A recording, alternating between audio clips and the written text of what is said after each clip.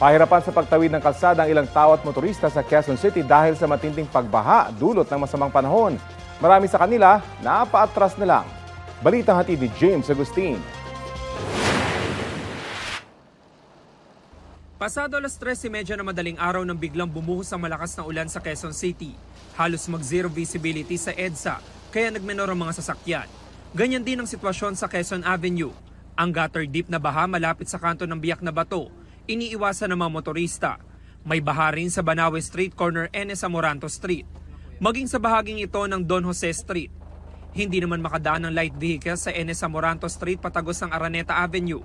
Ang isang truck at motorsiklo bumuelta na lang. Hindi naman alintana ng isang motorcycle rider ang baha.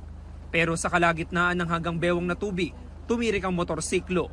Itinulak na lang niya ang kanyang motorsiklo. Baha rin sa bahaging ito ng Santo Domingo Avenue. Ang isang motorcycle rider sinubukang makatawid pero hindi kinaya.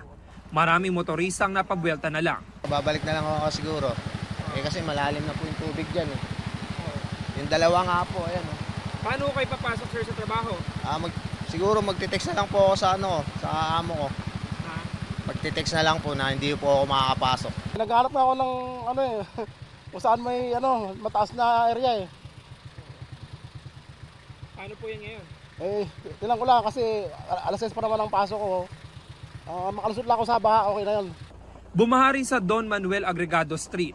Ang isang kotse itinulak para maialis sa lugar. Mataas din ang tubig sa Quezon Avenue corner Victory Avenue.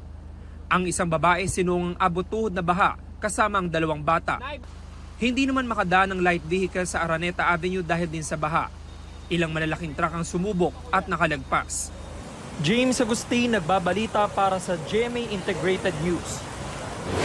Kapuso, alamin ang maiinit na balita. Bisitahin at mag-subscribe sa GMA Integrated News sa YouTube. Sa mga kapuso abroad, samahan nyo kami sa GMA Pinoy TV at sa www.gmanews.tv.